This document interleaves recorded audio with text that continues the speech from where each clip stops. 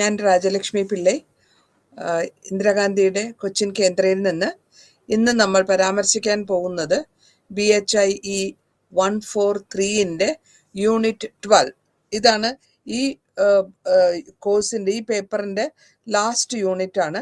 ഇത് മുഴുവനും environment, history എല്ലാം കൂടെ കമ്പൈൻഡ് ആയിട്ടുള്ള ഒരു ക്ലാസ് ആയിരുന്നു. നമ്മൾ നേരത്തെ തന്നെ പറഞ്ഞു പോയ ക്ലാസ്സുകൾ തന്നെയാണ്, പറഞ്ഞു പോയ സബ്ജക്റ്റ് തന്നെയാണ്. ഇവിടെ ഹിസ്റ്റോറിസിറ്റി, സിഗ്നിഫിക്കൻസ്, ഹ്യൂമൻ ഇൻ്റർഫേസ്. കാരണം ഇവിടെ എൻവയറമെൻറ്റൽ ലോകം തുടങ്ങുന്ന, അതായത് ആദ്യകാലങ്ങൾ തൊട്ട് മനുഷ്യൻ എന്തൊക്കെ വ്യത്യാസങ്ങൾ വന്നു, അത് സയൻസ് മുഖാന്തരമായാലും വിരോധമില്ല, റിലീജിയൻ മുഖാന്തരമായാലും വിരോധമില്ല. ആദ്യകാല മനുഷ്യന്റെ അവൻ ജീവിച്ചിരുന്ന കാലഘട്ടത്തിൽ തുടങ്ങി എൻവയറമെന്റുമായിട്ടുള്ള ലിങ്കിങ്ങിൽ വന്നിട്ടുള്ള ഒരു സബ്ജക്റ്റാണ്. അപ്പൊ അത് നമ്മൾ അങ്ങനെ ഡെയിലി ലൈഫിൽ നമ്മൾ ഏതൊക്കെ വിധത്തിലാണ് ഇത് അസോസിയേറ്റ് ആയിട്ടുള്ളത്, നമ്മളുടെ ദിനചര്യകളിൽ, ജീവിതത്തിൽ ഈ എക്കോളജിക്കൽ സിസ്റ്റമും അതിൽ ഉള്ള ധവളങ്ങളും അല്ലെങ്കിൽ ഭൂമിയിൽ കിട്ടുന്നതൊക്കെ ഏത് വിധത്തിൽ കണക്റ്റായി എന്നുള്ള ഒരു ചാപ്റ്റർ ആയിരുന്നു സോഫാർ നമ്മൾ ഓരോരോ ചാപ്റ്റർ തീർന്നത്. ഇതിപ്പോൾ വൈൻഡിങ് അപ്പാണ്. ഇതിൽ യുണൈറ്റഡ് നേഷൻസിന്റെ ഒരു ഓർഗനൈസേഷൻ ഉണ്ടാകുന്നതും അതൊക്കെയാണ് ഇവിടെ ആധികാരികമായിട്ട് നമ്മൾ ഇന്ന് സമ്പാദിക്കാൻ പോകുന്നത്. ഏത് വിധത്തിലാണ് ഒരു സൈബോട്ടിക് റിലേഷൻഷിപ്പ്, ബയോട്ടിക്കും മയോബയോട്ടിക്കുമായിട്ടുള്ള ഒരു റിലേഷൻഷിപ്പ് എങ്ങനെ വന്നു, എന്ത് കാരണം കൊണ്ട് വന്നു, ഇതിൽ നമ്മൾ നോക്കുമ്പോൾ ക്ലാസിഫൈ ചെയ്യുന്ന സമയത്തിൻ്റെയും സ്പേസിൻ്റെയും കോൺസെപ്റ്റ് വെച്ചിട്ട് നേച്ചറും അതിൻ്റെ ചേഞ്ചസും അതിൻ്റെ പരിണാമങ്ങളും എന്തൊക്കെ വിധത്തിൽ, എന്തുകൊണ്ട് അങ്ങനെ വരാൻ സാഹചര്യമുണ്ടായി, എന്തുകൊണ്ട് ഇങ്ങനത്തെ കാര്യങ്ങളിൽ വ്യത്യാസങ്ങൾ വന്നു, ലാൻഡിൽ എന്ത് വ്യത്യാസം വന്നു, വാട്ടറിൽ എന്ത് വ്യത്യാസം വന്നു, അല്ലെങ്കിൽ അറ്റ്മോസ്ഫിയറിക്കിൽ എന്ത് വ്യത്യാസം വന്നു, ബയോസ്ഫിയറിൽ എന്ത് വ്യത്യാസം വന്നു. കാരണം കാലം മാറി മാറി വരുന്നതനുസരിച്ച് ഈ നേച്ചറിൽ, ഭൂമിയിൽ അല്ലെങ്കിൽ നമ്മുടെ ബയോളജിക്കൽ ചേഞ്ചസ് വരുന്നുണ്ട്.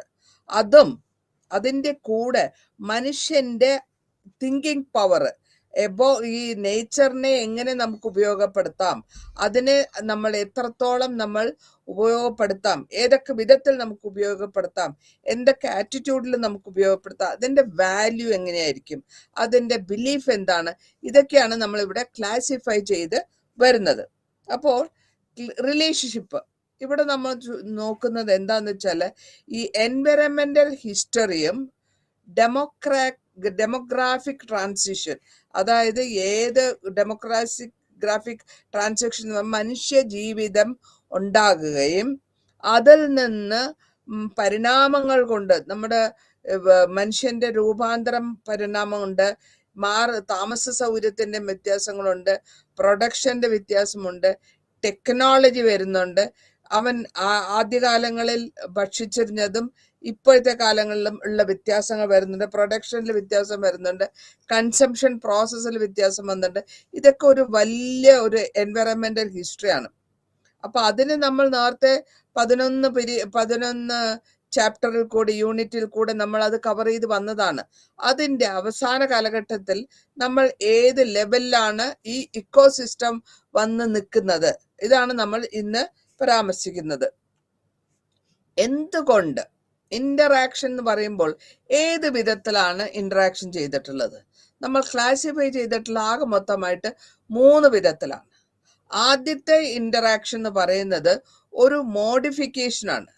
മോഡിഫിക്കേഷൻ എന്ന് പറയുമ്പോൾ മനുഷ്യരാശി ഈ വിധത്തിലുള്ള ഇന്റർവെൻഷനെ അല്ലെങ്കിൽ മോഡിഫിക്കേഷനെ ഭൂമിയിൽ എൻവയറമെന്റിൽ ഉണ്ടാകുന്നതിന്റെ കാരണങ്ങൾ എന്താണ്. നമ്മളിവിടെ ഡാംസ് ഉണ്ടാക്കുന്നു, ബ്രിഡ്ജുകൾ ഉണ്ടാക്കുന്നു, വലിയ വലിയ ബിൽഡിങ്സ് ഉണ്ടാക്കുന്നു.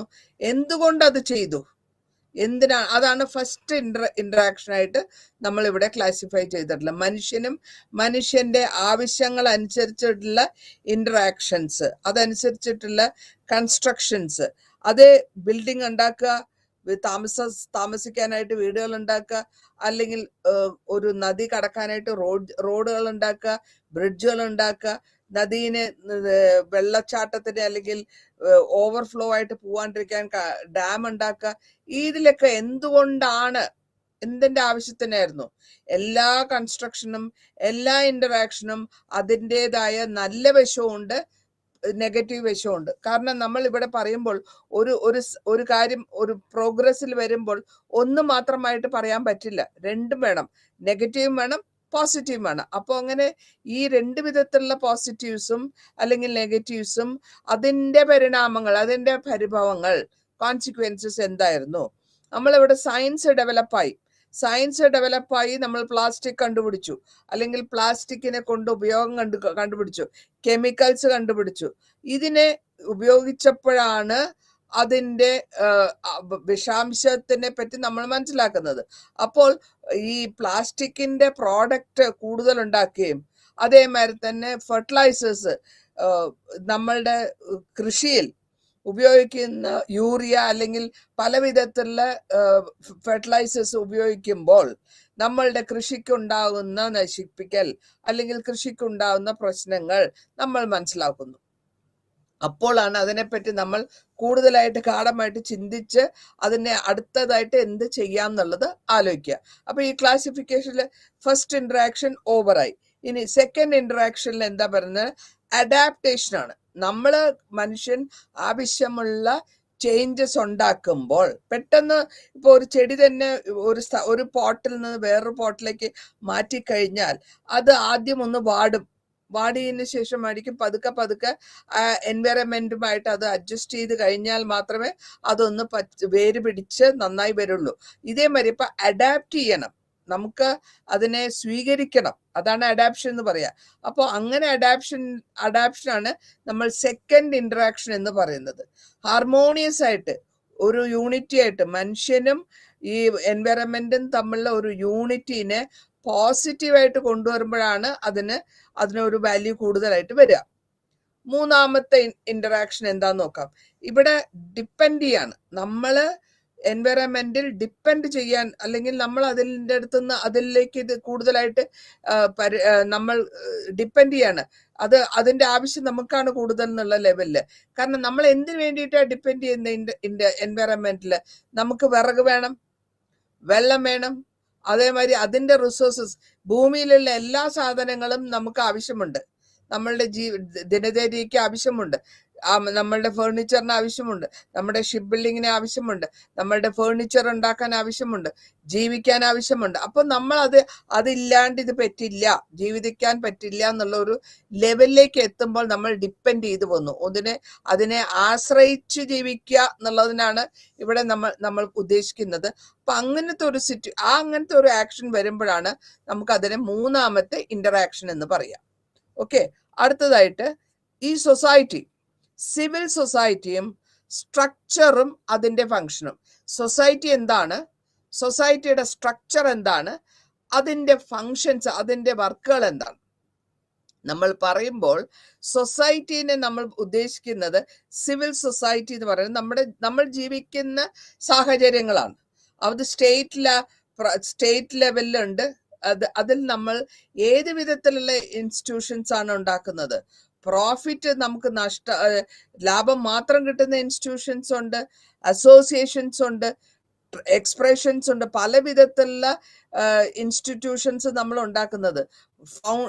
ട്രസ്റ്റ് ഉണ്ട്, ഫൗണ്ടേഷൻസ് ഉണ്ട്, നോൺ ഗവൺമെന്റ് ഡെവലപ്മെന്റൽ ഓർഗനൈസേഷൻ ഉണ്ട്, ട്രേഡ് യൂണിയൻസ് ഉണ്ട്, നമ്മൾക്ക് സ്വയം പര്യാപ്തതയുള്ള ഗ്രൂപ്പുകളുണ്ട്. അതേമാതിരി ഇങ്ങനത്തെ എല്ലാ ഗ്രൂപ്പുകളും കൂടെ ഒരുമിച്ച് കൂടുമ്പോൾ നമ്മൾ അതിനെ ഒരു തേർഡ് സെക്ടർ എന്നുള്ള ഒരു ലെവലിലേക്ക് കൊണ്ടുവന്ന് അവിടെ നിർത്തുന്നു. ഈ തേർഡ് സെക്ടറിൽ നമ്മൾ കണ്ടിട്ടുള്ള എന്ന് വെച്ചാൽ, ആദ്യത്തെ രണ്ട് സെക്ടേഴ്സിലും നമ്മൾ വിചാരിച്ച അത്ര ശുഭാപ്ശ ഇല്ലാത്ത കാരണം അടുത്തതായിട്ട് ഗവൺമെന്റ് കോർപ്പറേറ്റില് അല്ലെങ്കിൽ ഗവൺമെന്റിന്റെ സ്ഥിതിയിലോ കോർപ്പറേറ്റിലോ വളരെ ഇമ്പോർട്ടന്റ് ആയ ഒരു സോഷ്യൽ റെസ്പോൺസിബിലിറ്റി, നമ്മൾക്ക്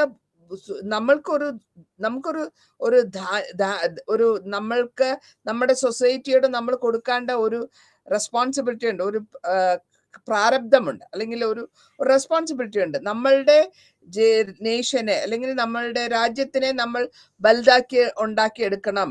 ബാക്കിയുള്ള രാജ്യങ്ങളുടെ ഒപ്പത്തിനൊപ്പം എത്താനായിട്ട് നമ്മൾക്ക് ഒരു ചുമതലയുണ്ട്.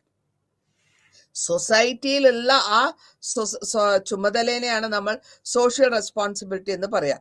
അപ്പോൾ ഈ സെക്ടറിൽ നമ്മൾ കണ്ടിട്ടുള്ളത് കൂടുതലായിട്ടുള്ള ലീപ്സ് ആൻഡ് ബൗൺസ് പോയിക്കൊണ്ടിരിക്കുകയാണ്. അപ്പൊ ലാസ്റ്റ് ഡെക്കേഡ്സ് ആകുമ്പോഴത്തേക്കും ഇത് വലിയ ലെവലില്, ഗ്ലോബൽ ലെവലില് എത്തിക്കൊണ്ട് വരികയാണ്. ഓക്കെ, അടുത്തതായിട്ട് നമ്മൾ പോകുന്നത് ഇന്റർനാഷണൽ ഇയർ ഓഫ് വോളണ്ടിയേഴ്സ് ആണ്. എന്തിനാണ് ഈ ഇന്റർനാഷണൽ ഇയർ ഓഫ് വോളണ്ടിയേഴ്സ് വരുന്നത്?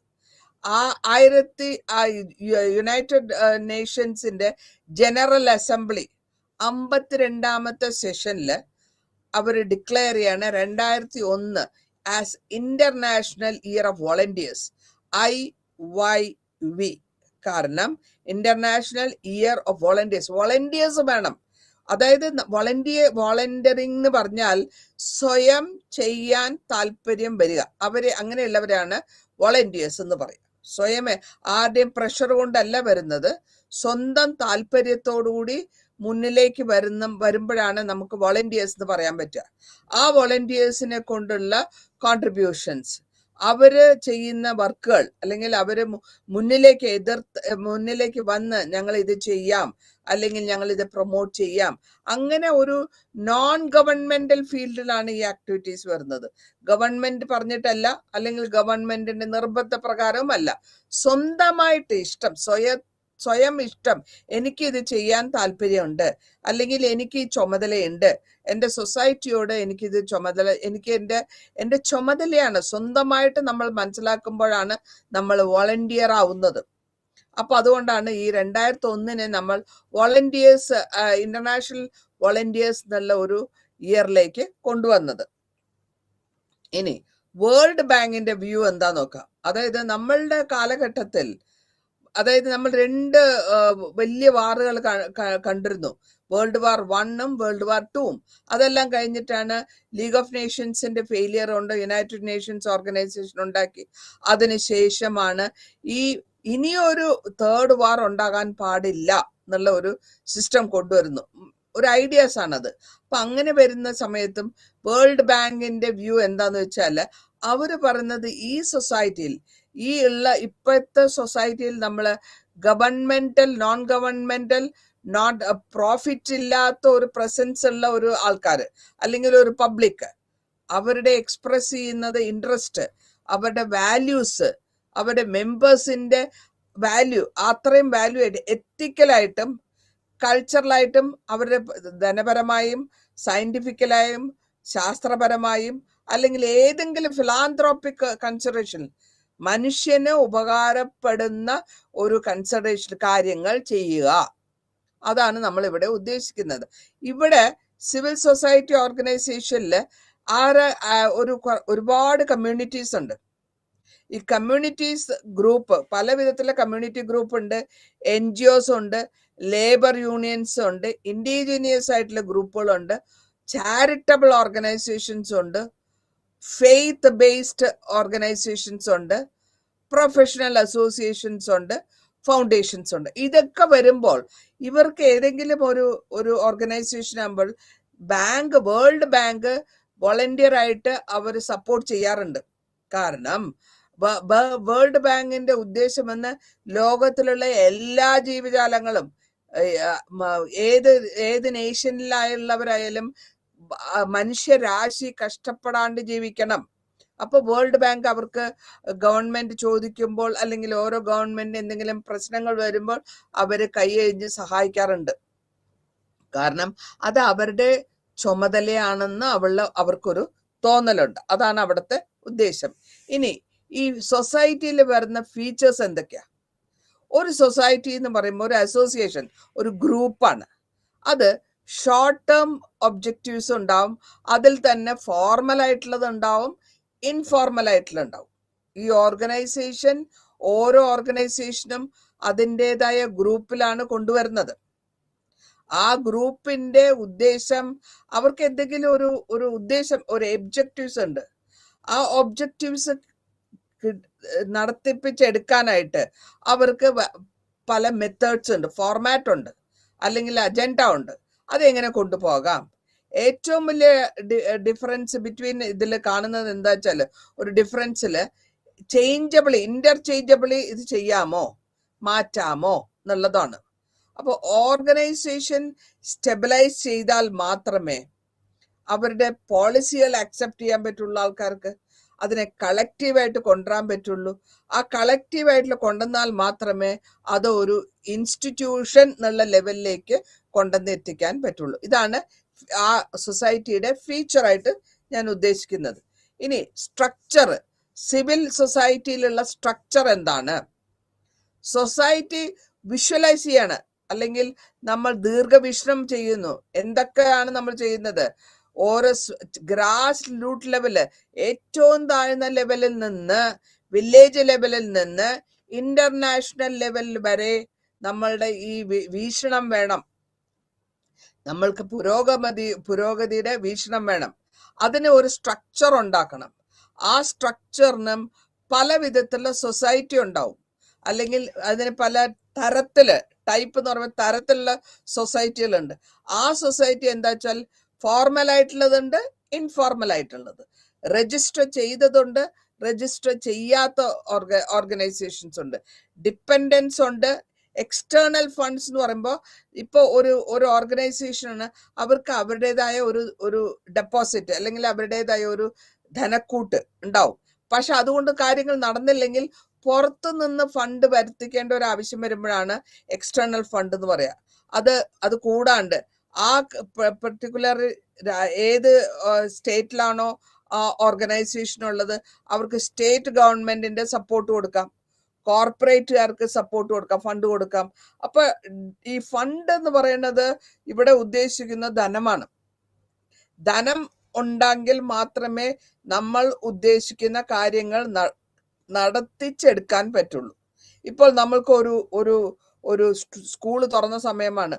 കഴിഞ്ഞ 2 കൊല്ലങ്ങളിൽ നമ്മൾ കോവിഡിന്റെ ടൈമിൽ കുട്ടികൾക്ക് ക്ലാസ്സിൽ പോകാൻ പറ്റില്ല.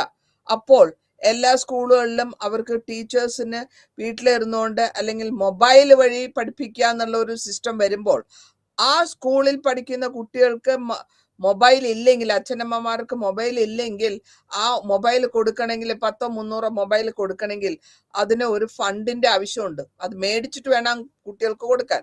അപ്പോൾ ഈ ഓരോ സൊസൈറ്റിക്കും അതിൻ്റെതായ ലിമിറ്റേഷൻസ് ഉണ്ട്, അതിൻ്റെതായ ഫണ്ടിന്റെ റിക്വയർമെന്റും ഉണ്ട്. അപ്പൊ നമ്മൾ പുറത്തുനിന്നുള്ള ഫണ്ടും നമ്മൾ അക്സെപ്റ്റ് ചെയ്യുന്നു. ഇനി അടുത്തതായിട്ട് നമ്മൾ പറഞ്ഞത് ഫോർമൽ രജിസ്ട്രേഷൻ ആണ്. ഇവിടെ ഇന്ത്യയില് ഫോർമൽ രജിസ്ട്രേഷൻ എന്ന് പറയുമ്പോൾ എന്തൊക്കെയാണ്? ലീഗൽ ഒപ്പീനിയൻസ് ഉണ്ട്, സൊസൈറ്റി ആക്ട് ഉണ്ട് 1860, കോപ്പറേറ്റീവ് സൊസൈറ്റി ആക്ട് ഉണ്ട് 1912, ട്രേഡ് യൂണിയൻ ആക്ട് ഉണ്ട് 1926, company act section 25 1956, non profit activities, Indian trust act 1982. ഇത് ഞാൻ വളരെ പെട്ടെന്ന് പറഞ്ഞു പോവാണ്. സൊസൈറ്റി ആയിട്ടുള്ള ഒരു സൊസൈറ്റി ഗ്രൂപ്പായിട്ട് ആൾക്കാർ ചേർന്നിട്ടാണ് ഒരു സൊസൈറ്റി ഫോം ചെയ്യുക. അതേമാതിരി കോപ്പറേറ്റീവ് സൊസൈറ്റി, നമുക്ക് ഇവിടെ എക്സാമ്പിൾ ആയിട്ട് നിങ്ങൾക്ക് പെട്ടെന്ന് പറഞ്ഞ് മനസ്സിലാക്കുകയാണെങ്കിൽ അഹമ്മദാബാദിൽ നമ്മുടെ മിൽക്ക് കോപ്പറേറ്റീവ് സൊസൈറ്റി, ആനന്ദ് ഗുജറാത്തില്. പിന്നെ ട്രേഡ് യൂണിയൻ എന്താന്ന് വെച്ചാൽ ബിസിനസ് ചെയ്യുന്നവർ അവരെല്ലാം കൂടെ ഒരു യൂണിയൻ ഉണ്ടാക്കുമ്പോൾ ബിസിനസ് ആണ് അവരുടെ മെയിൻ ഉദ്ദേശം. ആ ബിസിനസിന്റെ അവരുടെ പ്രശ്നങ്ങൾ ആര് കണ്ടുപിടിക്കും? അതിനെ trade union act. Company act, നമ്മൾ ഒരു കമ്പനി തുടങ്ങുകയാണ്, സിംഗിൾ പ്രൊപ്പറേറ്റർഷിപ്പ് ഉണ്ട്, ജോയിന്റ് കമ്പനി ഉണ്ട്, അല്ലെങ്കിൽ വലിയ കമ്പനികളുണ്ട്, കോർപ്പറേറ്റ് കമ്പനികളുണ്ട്. അപ്പൊ അങ്ങനെ ഒരു കമ്പനി ഉണ്ടാക്കുമ്പോൾ അവരുടെ ആക്ടിവിറ്റീസ് എന്തായിരിക്കും എന്നുള്ളതൊക്കെ പരാമർശിച്ചിട്ടുള്ളത് ഈ സെക്ഷൻ 25 1956 ആക്ടിവിറ്റീസിലാണ്. പിന്നെ കൂടാണ്ട് ഇന്ത്യൻ ട്രസ്റ്റിന്റെ ആക്ട്, ഇന്ത്യയിലുള്ള ട്രസ്റ്റുകൾ ഉണ്ടാക്കണമെങ്കിൽ അതിന് എന്തൊക്കെയാണ് ആവശ്യം, എന്തൊക്കെ ചെയ്യാം, എന്തൊക്കെ ചെയ്തുകൂടാ എന്നുള്ളതൊക്കെ 1982 ഇന്ത്യൻ ട്രസ്റ്റ് ആക്ടിൽ പറഞ്ഞിട്ടുണ്ട്. ഇനി ഓരോ തരത്തിലുള്ള അസോസിയേഷൻ എന്തൊക്കെയാണ്? നമ്മളിവിടെ ലിറ്ററേച്ചർ അല്ലെങ്കിൽ നമ്മളിവിടെ ഇതിനെപ്പറ്റിയുള്ള കാര്യങ്ങളൊക്കെ പരാമർശിച്ചു പോകുമ്പോൾ പല വിധത്തിലുള്ള അസോസിയേഷനുണ്ട്. നോൺ പ്രോഫിറ്റ് ഓർഗനൈസേഷനുണ്ട്, സാധാരണ വിധത്തിലുള്ള ഓർഗനൈസേഷൻ. ഇത് മേജറായിട്ട് ഇവിടെ പറഞ്ഞിട്ടുള്ളത് 2 ടൈപ്പ് അസോസിയേഷൻ ആണ്. ഒന്ന് സോഷ്യൽ ഇൻഫ്ലുവൻസ് ടൈപ്പ്, രണ്ടാമത്തത് എക്സ്പ്രസീവ് ടൈപ്പ്. ഇപ്പൊ സോഷ്യൽ ഇൻഫ്ലുവൻസ് ടൈപ്പില് എല്ലാം അതിൻ്റെതായ ഇൻട്രസ്റ്റ് ഉണ്ടാവും, അവരുടേതായ പ്രഷർ ഗ്രൂപ്പ് ഉണ്ടാവും. ഇവരെ ഒരു മീഡിയേറ്റിംഗ് ഇൻസ്റ്റിറ്റ്യൂഷനാണ്. സ്റ്റേറ്റ് ഗവൺമെന്റ് ആയിട്ടും അതിൽ ആ സ്റ്റേറ്റിൽ താമസിക്കുന്ന ജനങ്ങളുമായിട്ടുള്ള ഒരു മീഡിയേറ്റിംഗ് അല്ലെങ്കിൽ അവർ തമ്മിലുള്ള ഒരു ലിങ്ക് മാതിരിയാണ് ഈ സൊസൈറ്റി പ്രഷർ ഗ്രൂപ്പ്സ് വർക്ക് ചെയ്യുന്നത്. ഇവിടെ നമ്മൾ എക്സ്പ്രസീവ് ചെയ്യുന്നത് നമ്മളുടെ ആവശ്യങ്ങൾ, ഇമോഷണൽ നീഡ്സ്, ആ മെമ്പേഴ്സിന്റെ സബ്സ്റ്റിറ്റ്യൂട്ട് ചെയ്യാൻ പറ്റാത്ത ചില കാര്യങ്ങളുണ്ട്. അതിനെയൊക്കെ നമ്മൾ എങ്ങനെയൊക്കെ ടൈപ്പ് അസോസിയേഷൻ വഴി, ഇപ്പൊ നമ്മൾ കൂടുതലായിട്ടും റെസിഡന്റ് അസോസിയേഷൻസ് കാണുന്നുണ്ട്. അപ്പൊ റെസിഡന്റ് അസോസിയേഷൻ അവർ പറയാറുണ്ട് ഞങ്ങൾക്ക് ഇവിടെ മാലിന്യം ശുചീകരണം ചെയ്യുക അല്ലെങ്കിൽ മാലിന്യം മാറ്റുക. അതൊരു അസോസിയേഷൻ, ഒരു റെസിഡൻസ് അസോസിയേഷൻ എന്ന് പറയുമ്പോൾ ഏത് ഏരിയയിൽ എത്രയോ 10, 40, 60 വീടുകൾ താമസിക്കുക, അവരൊരു അസോസിയേഷൻ ഉണ്ടാക്കും. ആ റെസിഡന്റ് അസോസിയേഷനിൽ അവർ ഡിസൈഡ് ചെയ്യും എങ്ങനെ ചെയ്യണം, എന്ത് ചെയ്യണം എന്നുള്ളത്. അപ്പോൾ പല വിധത്തിലുള്ള അസോസിയേഷൻസ് ഉണ്ട്. ഇനി ഇതാണ് ഞാനിപ്പോ ക്ലാസിഫിക്കേഷൻസ് അസോസിയേഷൻസ് കൊണ്ടത്. പല വിധത്തിലുള്ള അസോസിയേഷൻ, അതിന്റെ സൈസ് എത്ര പേര് വേണം, അതിന്റെ പൊളിറ്റിക്കൽ സ്ട്രക്ചർ എത്രയായിരിക്കണം, ഇന്റേണൽ പൊളിറ്റിക്കൽ സ്ട്രക്ചർ എത്രയായിരിക്കണം, എത്ര പേര് ഡിപ്പെൻഡന്റ് ആയിരിക്കണം, എത്ര പേര് ഇൻഡിപെൻഡന്റ് ആയിട്ട് ഔട്ട്സൈഡിൽ നിന്ന് വരാൻ പാടില്ല, സൊസൈറ്റിയിൽ ഫങ്ഷൻസ് എന്തൊക്കെ നടത്തണം, ഏതൊക്കെ സോഴ്സസ് ആണ് സപ്പോർട്ട് അവർക്ക് കിട്ടുക, ഇത് എവിടെയാണ് ലൊക്കേറ്റ് ചെയ്യുക, അല്ലെങ്കിൽ ആ അസോസിയേഷന്റെ ക്ലാസ് എന്താണ്, അവരുടെ മെമ്പേഴ്സിന്റെ ക്യാരക്ടറിസ്റ്റിക്സ് എന്താണ്, ഓരോ മെമ്പറിന്റെയും അവരുടെ ഇന്റിമസി എന്താണ്, എത്രത്തോളം അവര് അസോസിയേഷനുമായിട്ട് ലിങ്ക് ചെയ്ത് വർക്ക് ചെയ്യുന്നു, അവർക്ക് എത്രത്തോളം അസോസിയേഷന്റെ പുരോഗതിക്ക് വേണ്ടി കോൺട്രിബ്യൂട്ട് ചെയ്യാൻ പറ്റും. പിന്നെ ഇൻസെന്റീവ്സ് എന്തൊക്കെയാ കൊടുക്കുന്നത്, മെറ്റീരിയൽ ആയിട്ടാണോ അല്ലെങ്കിൽ വേറെ വല്ലത് വിധത്തിലാണോ ഇവർക്ക് കിട്ടുന്ന പർപ്പസ് സെർവ് ചെയ്യുന്നത്, ബെനിഫിഷ്യറി ആരാണ്, ഇതിൽ മെമ്പർ ആണോ ബെനിഫിറ്റ്, ഈ സൊസൈറ്റി അസോസിയേഷൻ മുഖാന്തരം ബെനിഫിറ്റ് കിട്ടുന്നത് അതിലത്തെ മെമ്പേഴ്സിനാണോ അല്ലെങ്കിൽ അവരുടെ ക്ലയൻസിനാണോ അല്ലെങ്കിൽ പബ്ലിക്കിനാണോ അല്ലെങ്കിൽ ഓണറാണോ. അപ്പൊ ഓരോ വോളണ്ടറി അസോസിയേഷനും ഈ കാര്യങ്ങളൊക്കെ വളരെ ഡീറ്റെയിൽ ആയിട്ട് വേണം ഉണ്ടാക്കുമ്പോൾ അവരെ ഒരു ഇത് റെഡിയാക്കി അവർ വെച്ചിരിക്കണം. ഇനി സ്ട്രക്ചറൽ ആൻഡ് ഫങ്ഷണൽ അപ്രോച്ച്. ഇവിടെ സ്ട്രക്ചറലും ഫങ്ഷണൽ അപ്രോച്ച് എന്ന് പറയുമ്പോൾ നമ്മൾ ഉദ്ദേശിക്കുന്നത്, സ്ട്രക്ചറൽ എന്ന് പറഞ്ഞാൽ ഒരു സിസ്റ്റമാറ്റിക് ആയിട്ട് പോവുക. ഫങ്ഷണൽ അപ്രോച്ച് എന്ന് പറയുമ്പോഴത്തേക്ക് ആവശ്യമുള്ള അനുസരിച്ച് 3 കാറ്റഗറീസ് ആണ് നമ്മൾ ഇവിടെ പറഞ്ഞിട്ടുള്ളത്. ഒന്ന് ജനറൽ ഇൻട്രസ്റ്റ് അസോസിയേഷൻ, അതായത് ആദ്യമായിട്ട് ജനറലായിട്ട് എല്ലാ എന്തൊക്കെയാണോ ഇൻട്രസ്റ്റ് ഉള്ളത് അത് വരുന്ന ഒരു അസോസിയേഷൻ. രണ്ടാമത്തെ കാര്യം എന്ന് പറയുമ്പോൾ സ്പെസിഫിക് സാട്രം, ഇത് ഒരു സ്പെസിഫിക് ആയിട്ട് ഒരു ഇൻട്രസ്റ്റ്. നമ്മളിപ്പോൾ വളരെ സിമ്പിൾ ആയിട്ട് ഞാൻ പറയാണ്, ജനറലായിട്ട് പറയാം, അത് കഴിഞ്ഞിട്ട് സ്പെസിഫിക് ആയിട്ട് പറയാം. ജനറലായിട്ട് പറയുമ്പോൾ നമ്മൾ ഉദ്ദേശിക്കുന്ന ഒരു ട്രാൻസ്പോർട്ട് സിസ്റ്റം എടുത്തോളൂ. ജനറലായിട്ട് സ്റ്റേറ്റിലെ ട്രാൻസ്പോർട്ട് സിസ്റ്റം, അത് റോഡ് പ്രൈവറ്റ് ബസ്സസ് ആയിക്കോട്ടെ അല്ലെങ്കിൽ ഗവൺമെന്റ് ബസ്സസ് ആയിക്കോട്ടെ, ട്രാൻസ്പോർട്ട് സിസ്റ്റം എന്നുള്ള ലെവലിലാണ് ഞാൻ ഉദ്ദേശിച്ചത് ഒരു അസോസിയേഷൻ. അതിൽ തന്നെ സ്പെസിഫിക് ആയിട്ട് നോക്കുകയാണെങ്കിൽ നമ്മൾ എറണാകുളത്ത് അല്ലെങ്കിൽ കേരളത്തിൽ എല്ലാ ഡിസ്ട്രിക്ട്സിലും പ്രൈവറ്റ് ബസ്സസ് കാണില്ല. തിരുവനന്തപുരത്ത് പോയാൽ നിങ്ങൾക്ക് അധികം കാണാൻ പറ്റില്ല, അവിടെ മുഴുവൻ സ്റ്റേറ്റ് ബസ്സസ് ആയിരിക്കും പോവുക. അപ്പോൾ സ്പെസിഫിക് ആയിട്ട് കൊച്ചിയിൽ ഈ പ്രത്യേകം പറഞ്ഞ അസോസിയേഷൻ പ്രൈവറ്റ് ബസ് അസോസിയേഷൻ ഉണ്ട്. അവര് ബന്ദിട്ട് കഴിഞ്ഞാൽ ആൾക്കാർ ബുദ്ധിമുട്ടും. അങ്ങനെ ഓരോ അസോസിയേഷൻസും അതിൻ്റെതായ ഇമ്പോർട്ടൻസ് ഉണ്ട്. ഇനി സ്പെസിഫിക് ആയിട്ട് ഇൻഡിവിജ്വൽ അസോസിയേഷൻ എന്ന് പറയുമ്പോൾ, ഫോർ എക്സാമ്പിൾ നമ്മൾ ഓരോ ആൾക്കാർക്കും ലേബേഴ്സ് വർക്കിംഗ് ഗ്രൂപ്പ് നമുക്കിവിടെ ഉണ്ടല്ലോ. ഇപ്പോഴത്തെ ഇൻഡിവിജ്വൽ അസോസിയേഷൻ എന്ന് പറയുമ്പോൾ കൂട്ടായ്മ, സ്ത്രീകളുടെ കൂട്ടായ്മ ഉണ്ട്. അപ്പൊ അവരും എല്ലാം കൂടെ ചേർന്നിട്ട്, അതായത് പണിയെടുക്കുന്ന സ്ത്രീകൾ, കുടുംബസ്ത്രീ, അങ്ങനെ ഇൻഡിവിജ്വൽസ് ജോയിൻ ചെയ്തിട്ടാണ് അസോസിയേഷൻ ഉണ്ടാക്കിയിട്ടുള്ളത്. അപ്പോൾ അവർക്ക് അവരുടേതായ വിധത്തിൽ ചെയ്യാൻ പറ്റുന്ന കാര്യങ്ങൾ ചെയ്യുക. അതിന് വലിയ പഠിപ്പ് വേണം, അതിന് വലിയ ഡിഗ്രി വേണമെന്നൊന്നുമില്ല. ഏത് ഇൻഡിവിജ്വൽ ആയാലും വിരോധമില്ല. എനിക്ക് ചെയ്യാൻ അറിയാവുന്ന കാര്യങ്ങൾ ഞാൻ സൊസൈറ്റിക്ക് വേണ്ടി ചെയ്തു കൊടുക്കുന്നു, അല്ലെങ്കിൽ ആ പരാമർശം നന്നായിട്ട് ചെയ്തു കൊടുക്കുന്നു. ഒരു പ്രാവശ്യം ഒരു എന്താ പറയാ, തെങ്ങ് കയറാനുള്ളവർ ഇപ്പോഴും സ്ത്രീകളെ കൂടെ കയറാൻ തുടങ്ങിയിട്ടുണ്ട്. അപ്പൊ അതിന്റെ പർപ്പസ് എന്താന്ന് വെച്ചാൽ ആ പ്രത്യേകമായ ഒരു പെർട്ടിക്കുലർ ആള്, അല്ലെങ്കിൽ തെങ്ങ് കയറാൻ ഒരാളെ കിട്ടിയില്ലെങ്കിൽ അറിയാവുന്നവര് അത് ചെയ്ത് മനസ്സിലാക്കി കൊടുക്കുക. ഇനി ഇവിടെ വോളണ്ടറി ഓർഗനൈസേഷൻ അസോസിയേഷന്റെ പല വിധത്തിലുള്ള ടൈപ്പാണ്. ആദ്യമായിട്ട് പറയുകയാണെങ്കിൽ 5 ടൈപ്പ് ഉണ്ട്. 5 ടൈപ്പ് അസോസിയേഷൻ ആണ് ഇവിടെ ഉള്ളത്. വോളണ്ടറി ആയിട്ട് പറയുന്നത്, വോളണ്ടറി എന്ന് വെച്ചാൽ ഞാൻ നേരത്തെ പറഞ്ഞു, സ്വന്തം ഇഷ്ടപ്രകാരം വരുന്നതാണ് വോളണ്ടറി ഓർഗനൈസേഷൻസ്. അങ്ങനെ വരുമ്പോൾ 5 ഓർഗനൈസേഷൻ ആണ് വന്നിട്ടുള്ളത്. ഒന്ന് മ്യൂച്വൽ എയ്ഡ്. കാരണം ഇവിടെ നമ്മൾ മ്യൂച്വൽ എയ്ഡിനെ ഞാൻ പറയാന്ന്, നമ്മളുടെ കോവിഡ് കാലഘട്ടത്തിൽ അല്ലെങ്കിൽ ഒരു പ്രശ്നം വന്നു, ഇവിടെ നമുക്ക് വെള്ളപ്പൊക്കം വന്നു 2018. അപ്പോൾ ബാക്കിയുള്ള ടൗൺസിൽ നിന്ന് അല്ലെങ്കിൽ അവർ നമുക്ക് ഇവിടെ മ്യൂച്വൽ ആയിട്ട് ഡ്രസ്സായിട്ടും ക്ലോത്ത്സ്, പിന്നെ ഫുഡ് പാക്കറ്റ്സ് ആയിട്ട് അങ്ങോട്ടും ഇങ്ങോട്ടും അയച്ച്. അതേമാതിരി ആ തമിഴ്നാടായാലും ശരി, കേരള ആയാലും ശരി, അങ്ങോട്ട് അവർക്കൊരു പ്രശ്നം വരുമ്പോൾ, ഒരു ഫ്ലഡ് വരുമ്പോൾ ഇവിടുന്ന് ഓർഗനൈസേഷൻസ് അവർക്ക് വേണ്ട ഡ്രസ്സുകൾ, അവർക്ക് വേണ്ട ഫുഡ് ഐറ്റംസ് മ്യൂച്വൽ ആയിട്ട് എത്തിക്കുക. അതൊരു ടൈപ്പ് മ്യൂച്വൽ എയ്ഡ് ആണ്, സപ്പോർട്ടാണ്. മെഡിക്കൽ സപ്പോർട്ട് ഉണ്ട്, ഭക്ഷണ സാധനങ്ങളുടെ സപ്പോർട്ട് ഉണ്ട്, എല്ലാം ഉണ്ട്. ഫിലാന്ത്രോപ്പിക് ഹെൽപ്പ്, മനുഷ്യന് ചെയ്യാൻ പറ്റുന്ന കാര്യങ്ങൾ, ആവശ്യമുള്ള കാര്യങ്ങൾ പരസ്പരം ചെയ്തു കൊടുക്കുക. റിലീജിയസ് ആയിട്ട് നോക്കുമ്പോൾ മതപരമായിട്ടുള്ള സഹായങ്ങൾ, ഇപ്പൊ ഉംറയ്ക്ക് പോകണം അല്ലെങ്കിൽ ഹജ്ജിന് പോകണം, അപ്പൊ അങ്ങനെ വരുമ്പോൾ ഫ്ലൈറ്റ്സ് ആയിക്കോട്ടെ, അല്ലെങ്കിൽ അവർക്ക് താമസിക്കാനുള്ള സ്ഥലങ്ങളായിക്കോട്ടെ, അല്ലെങ്കിൽ ശബരിമലയ്ക്ക് പോകണം, അവർക്ക് ആവശ്യമായിട്ട്, അപ്പൊ അത് റിലീജിയസ് ആയിട്ടുള്ള അസോസിയേഷൻസ് ഹെൽപ്പ് ചെയ്യാൻ പറ്റും. ഗവൺമെന്റ് ലെവലില് ഗവൺമെന്റിന്റെ ആവശ്യങ്ങൾ ഏതൊക്കെ ഉണ്ടോ, എന്തൊക്കെ ഗവൺമെന്റിന് ആവശ്യമുണ്ടോ അതിൻ്റെതായിട്ടുള്ള വോളണ്ടറി ഓർഗനൈസേഷൻ ഉണ്ട്. ഇപ്പൊ നമ്മൾ ഇവിടെ റെയിൽവേസിനെ പറ്റി പരാമർശിച്ചു, സിൽവർ ലൈനിനെ പറ്റിയൊക്കെ, അത് ഗവൺമെന്റിന്റെ ഇഷ്യൂ ആണ്.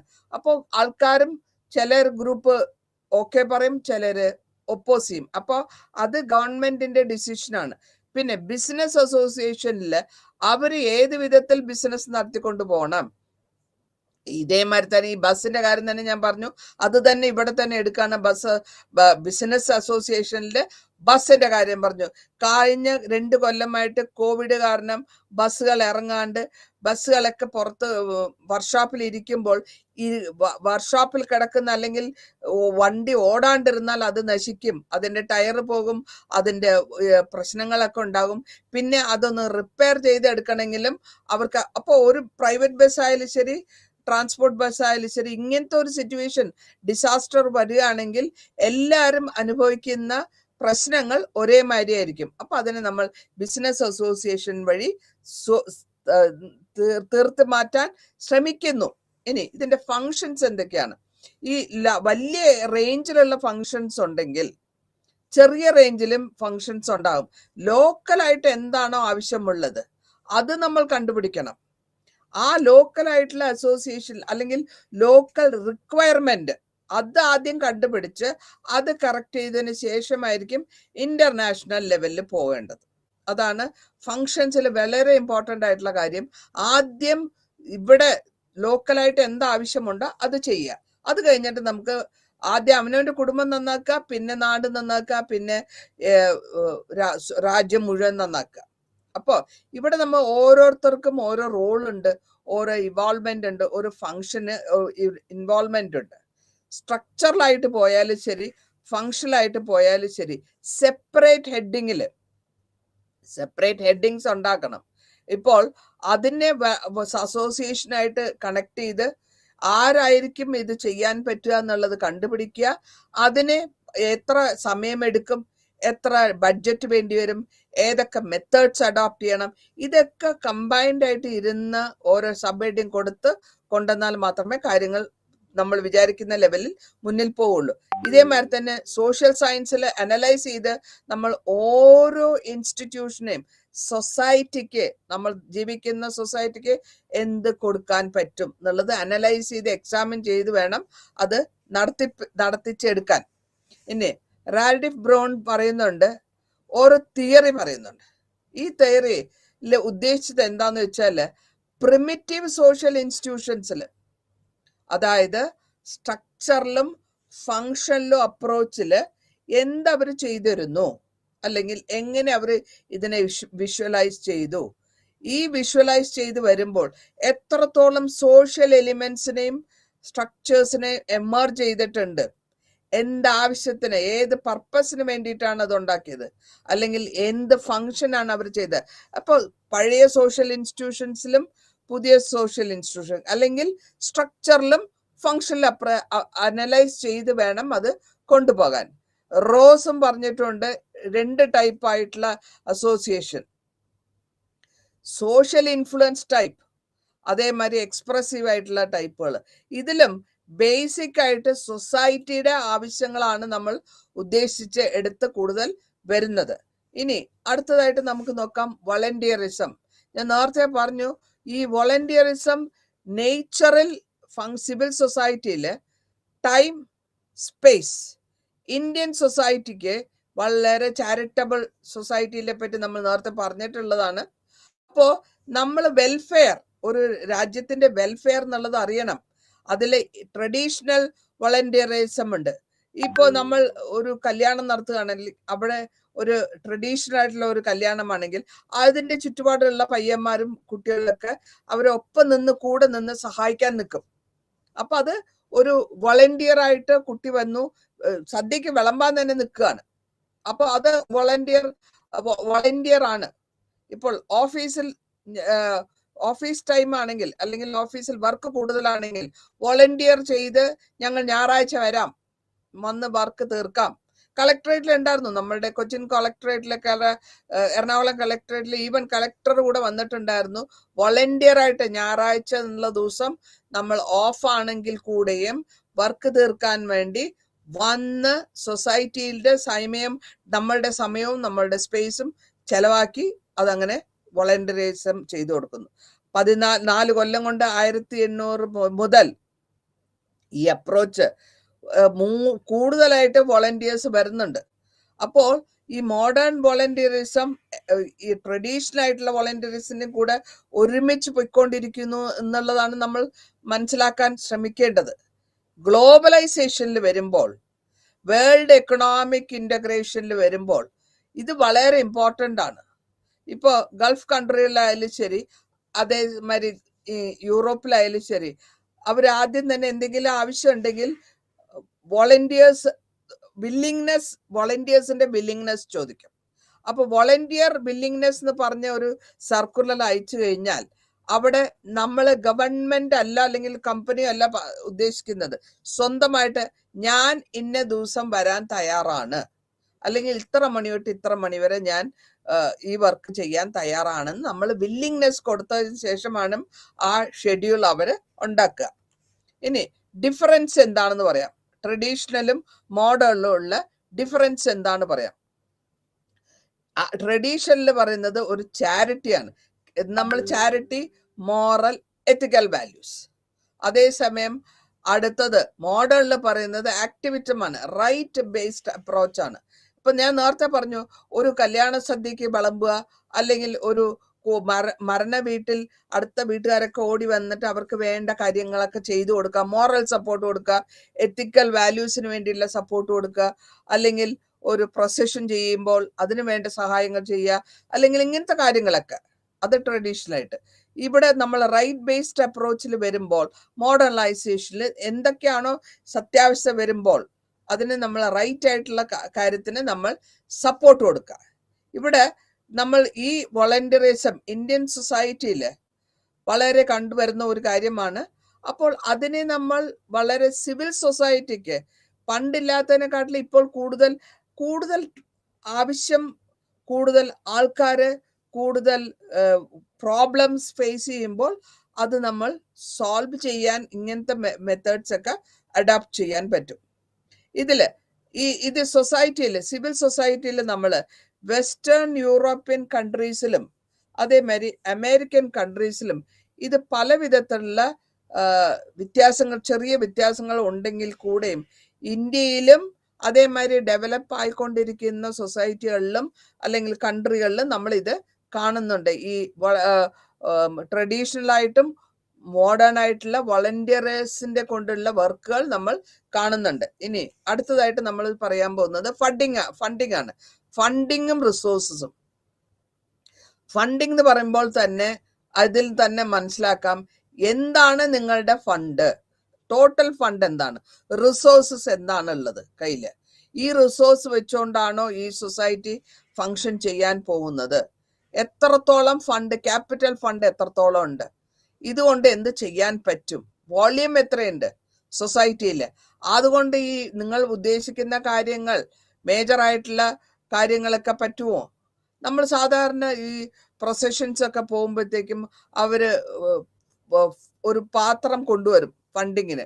ഇത്ര തരൂന്ന് ചോദിക്കുന്നില്ല, എത്ര വേണമെങ്കിലും ഇടാം. അപ്പോൾ അവിടെ നമ്മൾ മനസ്സറിഞ്ഞ് ഇടുന്നതാണ് ഫണ്ട്.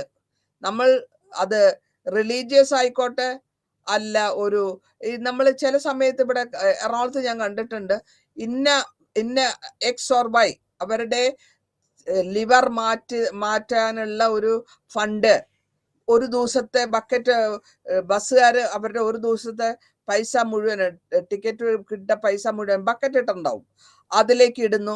അതിനെ ആ സ്വരുക്കൂട്ടി ആ കിഡ്നി ട്രാൻസ്പ്ലാന്റേഷനോ അല്ലെങ്കിൽ ലുക്കോമിക്കോ എന്തെങ്കിലും ഒരു ഫങ്ഷൻ, ഒരു കാര്യത്തിന് കോൺട്രിബ്യൂട്ട് ചെയ്യാൻ പോവാണെന്ന് അവിടെ ആ ഫണ്ട് അവരുടെ വോളണ്ടിയറായിട്ട് അവർ ചെയ്യുമ്പോൾ അതിനെ നമ്മൾ അപ്രീഷിയേറ്റ് ചെയ്തിരിക്കണം. അതേമാതിരി തന്നെ സിവിൽ സൊസൈറ്റിയിൽ ഒരു ന്യൂ റോൾസ് ഉണ്ട്. ന്യൂ റോളായിട്ട് വന്നിട്ടത് നോൺ പ്രോഫിറ്റ് വെഞ്ചേഴ്സ്. അവിടെ ഉദ്ദേശിക്കുന്നില്ല, ലാഭം ഉദ്ദേശിക്കുന്നില്ല, ലാഭത്തിനെ പ്രത്യാശിക്കാണ്ട് നമ്മൾ ചെയ്യുന്ന കാര്യങ്ങളാണ് നോൺ പ്രോഫിറ്റ് എന്ന് പറയാം. ആ സപ്പോർട്ടിങ് ഗവൺമെന്റിനായാലും ശരി, സോഷ്യൽ എന്റർപ്രൈസസിനായാലും ശരി, നമ്മൾ ഒരുമിച്ച് നിന്ന് നമ്മളുടെ കോൺട്രിബ്യൂഷൻസ്, നമ്മളുടെ റിസോഴ്സസ് കൊടുക്കുന്നു. നമ്മൾ ഇപ്പോ ഒരു യാഗം നടക്കുമ്പോൾ അവിടെ സാധനങ്ങളായിട്ടും കൊണ്ടു കൊടുക്കാം. എനിക്ക് കാശ് കൊടുക്കാൻ പറ്റിയില്ലെങ്കിൽ ഞാൻ അരി പലവ്യഞ്ജനങ്ങളായിട്ടും കൊടുക്കാം. അപ്പൊ അതും ഒരു റിസോഴ്സ് ആണ്, അത് ഒരു ഫണ്ടിങ് ഇൻ അനദർ ഫോം, വേറെ വിധത്തിലുള്ള ഫണ്ടിങ്. അപ്പൊ ഗ്ലോബലൈസേഷനിൽ ഇത് വളരെ കാര്യമായിട്ട് കണ്ടുവരുന്ന കാര്യമാണ്. കോർപ്പറേറ്റ് ഓർഗനൈസേഷൻസ് വരുന്നുണ്ട്. അതേമാതിരി തന്നെ ഈ നമ്മളിപ്പോ ചാരിറ്റി വിങ്സ് ഉണ്ടാക്കിയിട്ടുണ്ട്. ഈ ഹോസ്പിറ്റലിലുള്ളവർക്ക് വേണ്ടിയും അതേമാതിരി ഫാമിലിയിൽ നിന്ന് ഒറ്റപ്പെട്ട് താമസിക്കുന്ന കുടുംബങ്ങളിൽ അല്ലെങ്കിൽ കുടുംബങ്ങളിൽ നിന്ന് പുറത്താക്കപ്പെട്ട പ്രായമായവരൊക്കെ അനാഥാലയത്തിൽ ഇരിക്കുന്നവർക്ക് ഒരു ദിവസത്തെ ചെലവ് അവരുടെ ആവശ്യത്തിനുള്ള ഫുഡ് ഐറ്റംസിനുള്ളത് ഞാൻ ഫണ്ട് ചെയ്യാം. എൻ്റെ കുട്ടിയുടെ പിറന്നാളിന്റെ അന്നത്തെ ചെലവ് 2000-ഓ 4000-ഓ 5000-ഓ ഞാൻ തയ്യാറാണ് പറയുമ്പോൾ, അങ്ങനെ ഓരോ ദിവസത്തെ ചെലവ് അവർക്ക് നടത്തി പോകുമ്പോൾ അവർക്കും ഒരു ബെനിഫിറ്റ്, നമുക്കും ഒരു മനസ്സിൽ ഒരു തൃപ്തിയും കിട്ടും. ഇനി സിവിൽ സൊസൈറ്റിയിൽ NGOസും എൻവയറമെന്റൽ മൂവ്മെന്റും വേൾഡ് വാർ കഴിഞ്ഞ ശേഷം നമ്മൾ കണ്ടു കോൺഫ്ലിക്റ്റ്, ഡിസ്ട്രക്ഷൻ. അതായത് ഫസ്റ്റ് വേൾഡ് വാർ, അത് കഴിഞ്ഞ് second world war, league of Nations വന്നു ഇതിന്റെ നടുവിൽ. എന്നിട്ടും സെക്കൻഡ് വേൾഡ് വാർ നിർത്താൻ പറ്റിയില്ല, അല്ലെങ്കിൽ അവർക്കൊന്നും ചെയ്യാൻ പറ്റാത്തതായി. സെക്കൻഡ് വേൾഡ് വാർ വന്നു. സെക്കൻഡ് വേൾഡ് വാറിന്റെ ഡിസാസ്റ്ററും കണ്ടു. അത് കഴിഞ്ഞ ശേഷമാണ് യുണൈറ്റഡ് നേഷൻസിന്റെ ഒരു ഓർഗനൈസേഷൻ ഉണ്ടാക്കുന്നത്. ആ ഓർഗനൈസേഷൻ പീസ്ഫുൾ ആയിട്ടുള്ള കാര്യങ്ങൾ കൊണ്ടുപോകണം എന്നുള്ളതാണ് ഉദ്ദേശിച്ചിട്ടുള്ളത്. വോളണ്ടറി അഗ്രിമെന്റ്, ഒരു വേൾഡ് ലെവലിലുള്ള ഇങ്ങനെ ഫ്യൂച്ചറിൽ ഇങ്ങനത്തെ ഒരു ഡിസ്ട്രക്റ്റീവ് ആയിട്ടുള്ള വേൾഡ് വാർ വരാൻ പാടില്ല. അതിനെയാണ് നമ്മൾ യുണൈറ്റഡ് നേഷൻസ് ഓർഗനൈസേഷൻ എന്ന് പറയാം. ആ ഓർഗനൈസേഷന്റെ മെയിൻ ഉദ്ദേശം ഇനി മൂന്നാമതൊരു വാർ വരാണ്ട് തടുക്കുക. UN റോൾ എന്താന്ന് വെച്ചാൽ ഇവിടെ വളരെ ഇമ്പോർട്ടൻ്റ് ആയിട്ടുള്ള ഒരു റോള് സൊസൈറ്റിയിൽ കൊണ്ടുവരുന്നുണ്ട്. ഡയറക്റ്റ് ആയിട്ട് ഓരോ പ്രോഗ്രാംസ് ഇംപ്ലിമെന്റ് ചെയ്ത് കൊണ്ടുവരിക. അത് മാത്രമല്ല, കൊളാബറേറ്റ് ചെയ്യുക, പല ഏജൻസികളായിട്ട് കൊളാബറേറ്റ് ചെയ്ത് കൊണ്ടുവരിക, വാല്യുബിൾ ആയിട്ട് റിസർച്ച് എടുക്കുക, റിസർച്ച് ചെയ്ത് സപ്പോർട്ട് ചെയ്യുക. അവരെ ഒരു നേഷൻ എന്നല്ല, എല്ലാ നേഷനെയും വേൾഡ് വൈഡ് ചെയ്യാൻ അവർ താല്പര്യപ്പെടുന്നതാണ് UN-ന്റെ ആൾക്കാർ. എന്തെങ്കിലും പോളിസികൾ വരുമ്പോൾ, എന്തെങ്കിലും പ്രശ്നങ്ങൾ വരുമ്പോൾ പോളിസി മേക്കിംഗ് ചെയ്യുക, അതിനെപ്പറ്റി പരാമർശിക്കുക, അഡ്വക്കേറ്റ് ചെയ്യുക, നല്ലതായിക്കോട്ടെ ചീത്തയായിക്കോട്ടെ അഡ്വക്കേസി ചെയ്യുക. ഇമ്പോർട്ടൻ്റ് ആയിട്ട് ഒരു ഫണ്ടിങ് ഏജന്റ് ആയിട്ടും കൂടെ UN റോള് എടുക്കുന്നുണ്ട്. കാരണം ഈ UN-ന്റെ ഇൻവോൾവ്മെന്റ് കാരണം ഇങ്ങനെ ലോകത്തിൽ പ്രശ്നങ്ങൾ വരുമ്പോൾ അവർ ഇന്റർനാഷണലി മാറ്റേഴ്സിനെ ഡിസ്കസ് ചെയ്ത്, അതിനെ ഡിബേറ്റ് ചെയ്ത്, അല്ലെങ്കിൽ അതിനെപ്പറ്റി പരാമർശിച്ച് ഡിസ്കഷൻ നടത്തി, ചർച്ചകൾ നടത്തി ഒരു സൊല്യൂഷൻ കൊണ്ടുവരാൻ UN വളരെ പ്രാധാന്യമായിട്ട് എടുക്കുന്നുണ്ട്. ഇവിടെ ഇന്റർനാഷണൽ ഓർഗനൈസേഷൻ UNEP, അപ്പൊ UN-ന്റെ തന്നെ ഗവൺമെന്റൽ ഓർഗനൈസേഷൻ, അവരുടെ ഉദ്ദേശം ഇന്റർനാഷണൽ പീസ് ആണ്, സമാധാനം മാത്രമല്ല സെക്യൂരിറ്റി, ഇന്റർനാഷണലി സെക്യൂരിറ്റി കൊടുക്കുക.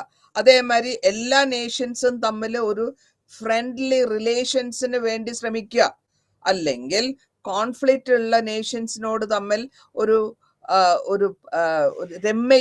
രമ്യതയിൽ പോവാനുള്ള ഒരു എഫേർട്ട് എടുക്കുക. ഇതൊക്കെ UN കടന്ന് ചെയ്യുന്ന കാര്യങ്ങളാണ്. അപ്പോൾ വേൾഡ് വാറിന് ശേഷം അത്രയും ക്രിട്ടിക്കൽ ആയിട്ടുള്ള ക്രൈസിസ് കൊണ്ടുവരാൻ പാടില്ല, അല്ലെങ്കിൽ സൊസൈറ്റിയിലെ പൊളിറ്റിക്കൽ ഡിസ്റ്റർബൻസസ് വരാൻ പാടില്ല. ഇത് വളരെ വളരെ സെൻസിറ്റീവ് ആയിട്ടുള്ള ഏരിയ ആണ്.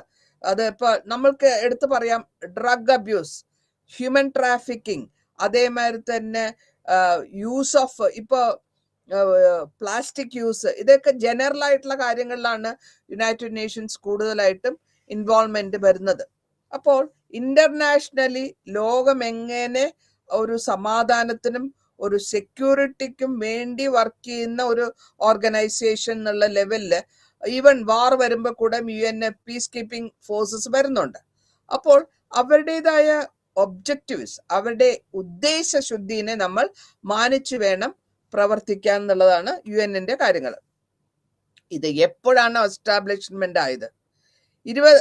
ഒക്ടോബർ മാസം ആദ്യമായിട്ട്, അത് സെക്കൻഡ് വേൾഡ് വാറിന് ശേഷം ഒക്ടോബർ മാസം 1945 51 മെമ്പർ സ്റ്റേറ്റ്സ്, അന്ന് 45 51 മെമ്പർ സ്റ്റേറ്റ്സ് ഉണ്ടായിരുന്നു. ഇപ്പോൾ അത് 1193 റെപ്രസെന്റേറ്റീവ് സ്റ്റേറ്റ്സ് ആയിട്ട് വലുതായിട്ടുണ്ട്. ഈ സ്റ്റേറ്റ്സിന്റെ ഉദ്ദേശം വേരിയസ് ബ്രാഞ്ചസും കൊണ്ടുവന്നിട്ടുണ്ട്. ഇത് കൂടാണ്ട് ബ്രാഞ്ചസ് കൊണ്ടുവന്നുണ്ട്, സ്പെസിഫിക് ആയിട്ടുള്ള നീഡ്സിലുള്ള ഓരോരോ ബ്രാഞ്ചും കൊണ്ടുവന്നുണ്ട്. ഈ 61 ഓർഗനൈസേഷനും ഡയറക്റ്റ് ആയിട്ടോ ഇൻഡയറക്റ്റ് ആയിട്ടോ മോണിറ്റർ ചെയ്യുന്നുണ്ട്, റെക്കഗ്നൈസ് ചെയ്യുന്നുണ്ട് United Nations, including labour union ILO, international labour organisation. അത് 1919 മുമ്പ് ഉണ്ടാക്കിയതാണ്, UN-നെ മുമ്പ് ഉണ്ടാക്കിയതാണ്. 1900 ഫസ്റ്റ് വേൾഡ് വാറിന് ശേഷം ഇതിൽ നിന്ന് 61 ഓർഗനൈസേഷൻസും ബാക്കി 16ഉം UN വന്ന ശേഷം വന്ന ഒരു ഡിപ്പാർട്ട്മെന്റ്സ് ആണ്. നമ്മള് UNEP, ഇതിന് നമ്മൾ കുറച്ചുകൂടി ഇമ്പോർട്ടൻസ് ഇവിടെ ഈ ലെസണിൽ നമ്മൾ കൊടുക്കുന്നത് എന്താന്ന് വെച്ചാൽ, യുണൈറ്റഡ് നേഷൻസ് എൻവയറമെന്റൽ പ്രോഗ്രാം, എൻവയറമെന്റും കണക്ഷൻ ആയിട്ടാണ് ഇത് വരുന്നത്. അവിടെ ഈ ഓർഗനൈസേഷൻ 1972 കെയ്റോയില് ലൊക്കേഷൻ ചെയ്യുന്ന നൈറോബിയിലാണ് ഇത് തുടങ്ങുന്നത്. ഇവരുടെ ഉദ്ദേശം എന്താന്ന് വെച്ചാൽ, കാറ്റ്, air, water, biosafety, city life, life style, chemical waste അല്ലെങ്കിൽ കെമിക്കൽ ഡ്രോപ്പ്, ഇതിനെയൊക്കെ ഒന്ന് സെൻസർ ചെയ്യുക, അല്ലെങ്കിൽ ഇതൊക്കെ ഒന്ന് പ്രൊട്ടക്ഷൻ ചെയ്യുക. ഇതൊക്കെ എത്രത്തോളം നമുക്കിത് കുറയ്ക്കാൻ പറ്റും എന്നുള്ളതിനെ പറ്റി പരാമർശിക്കുകയും അതിനെ പറ്റിയുള്ള കാര്യങ്ങൾ ചെയ്യാനുമുള്ള ഒരു ഓർഗനൈസേഷനായിട്ടാണ് ഇതിനെ നമ്മൾ കണ്ടുവരുന്നത്.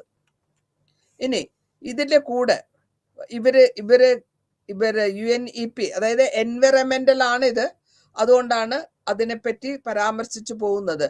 ക്ലൈമറ്റ് ആക്ഷൻ, ക്ലൈമറ്റിൽ എന്തൊക്കെ വ്യത്യാസം വരുന്നു, അതേമാതിരി തന്നെ disaster and conflicts, disaster management, അതേമാതിരി ഭൂമികുലക്കം അല്ലെങ്കിൽ സുനാമി വരിക, അല്ലെങ്കിൽ ഫ്ലഡ് വരിക, ഇങ്ങനത്തെ കാര്യങ്ങൾ, കോൺഫ്ലിക്ട്സ്, പല രാജ്യങ്ങൾ തമ്മിലുള്ള അഭിപ്രായ വ്യത്യാസങ്ങൾ, എക്കോസിസ്റ്റമും ബയോഡൈവേഴ്സിറ്റിയും.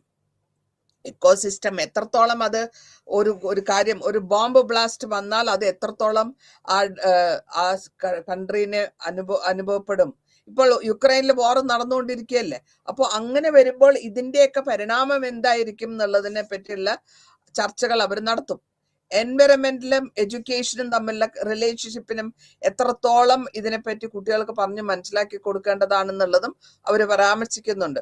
എനർജി ലെവൽ, ഏതൊക്കെ എനർജി എങ്ങനെയൊക്കെ ഉപയോഗിക്കാം, സോളാർ എനർജി ഉപയോഗിക്കാം, ടൈഡൽ എനർജി ഉപയോഗിക്കാം, വാട്ടർ എനർജി ഉപയോഗിക്കാം, എങ്ങനെയൊക്കെ അതിന് യൂട്ടിലൈസ് ചെയ്യണം, ഏതൊക്കെ വിധത്തിൽ അതിൽ എക്സ്ട്രാക്ഷൻ ചെയ്യാൻ പറ്റും.